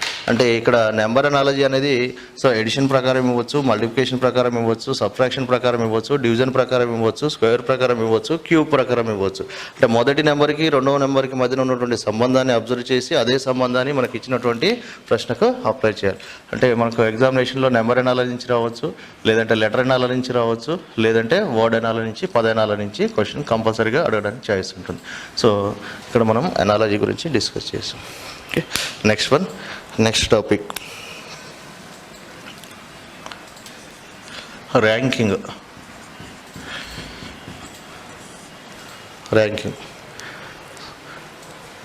ఈ ర్యాంకింగ్లో జనరల్గా మనకు స్టాండర్డ్ మోడల్స్ అంటే ఒక 5 మోడల్స్ ఉంటూ ఉంటాయి. సో ఇక్కడ మనం వాటిని డిస్కస్ చేస్తున్నాం. ఫస్ట్ మోడల్, సో ఈ ప్రశ్నలో ఏమి ఇస్తాడంటే ఒక వరుసలో ఒక వ్యక్తి యొక్క పై ర్యాంకు ఇచ్చేసి కింది ర్యాంక్ ఎంత అని అడుగుతుంటాడు. దీంతోపాటు ఏమి ఇస్తుంటాడంటే మొత్తం ఇస్తుంటాడు. ఆ వరుసలో ఎంతమంది ఉన్నారో చెప్తూ ఉంటాడు, అంటే టోటల్ ఇస్తాడు. ఆ వ్యక్తి యొక్క టాప్ ర్యాంక్ ఇస్తాడు, బాటమ్ ర్యాంక్ ఏంటి అని అడుగుతూ ఉంటాడు. అంటే క్వశ్చన్లో టోటల్ ఇచ్చేసి, టాప్ ర్యాంక్ ఇచ్చేసి, బాటమ్ ర్యాంక్ ఏంటని అడుగుతుంటాడు. లేదు ఆ రోలో ఆ వరుసలో టోటల్ ఇచ్చేసి, క్రింది ర్యాంక్ ఇచ్చేసి, పై ర్యాంక్ ఎంత అని అడుగుతుంటాడు. లేదు ఆ వరుసలో ఒక వ్యక్తి యొక్క టాప్ బాటమ్ ఇచ్చేసి, దట్ మీన్స్ కింది ర్యాంకు పై ర్యాంక్ ఇచ్చేసి టోటల్ అడుగుతూ ఉంటాడు. సో జనరల్గా చూడండి క్వశ్చన్ ఫస్ట్ వన్, ఒక వరుసలో 30 మంది కలరు. ఒక వరుసలో 30 మంది కలరు. అందులో రాము పై నుండి 10వ వ్యక్తి. రాము పై నుండి 10వ వ్యక్తి. అయితే క్రింది నుండి అతని ర్యాంకు ఎంత? మరి ఇలా ఇచ్చినటువంటి క్వశ్చన్కి జనరల్ మెథడ్లో అయితే ఏం చేస్తాం, 30% అని తీసుకుంటాం. ఆ 30%లో రాము పైనుంచి సో 10వ వాడు, మరి క్రింది నుంచి ఎంత అన్నప్పుడు కింది నుంచి కౌంట్ చేసుకుంటూ వస్తాం. సో ఇక్కడ రాము పై నుండి 10వ వ్యక్తి అని చెప్పి, మరి కింది నుండి అతని ర్యాంక్ ఎంత అంటున్నాం. అంటే ఇచ్చినటువంటి క్వశ్చన్లో ఏమి ఇచ్చాడు, టోటల్ ఇచ్చాడు, సో పై ర్యాంక్ ఇచ్చాడు. సో పై ర్యాంక్ ఇచ్చాడు. మరి మనం కనుక్కోవాల్సింది ఏంటి, కింది ర్యాంక్. అంటే ఎవరిదైతే పై ర్యాంక్ ఇచ్చాడో ఆ వ్యక్తి యొక్క కింది ర్యాంక్ కనుక్కుంటూ ఉంటున్నాం. సో టోటల్ వచ్చేసి 30% ఇచ్చాడు. సో రాము యొక్క పై ర్యాంకు 10 అని ఇచ్చాడు. జనరల్ మెథడ్లో రాము కింద ఎంతమంది ఉంటారు, ఇంకా 20 మెంబర్స్ ఉంటారు. సో కింది నుంచి చూసినప్పుడు 20 మెంబర్స్ తర్వాత రాము ఉంటాడు. కాబట్టి రాము యొక్క ర్యాంక్ ఏమవుతుంది, 21 అవుతుంది. ఇది జనరల్ మెథడ్లో చేస్తున్నాం.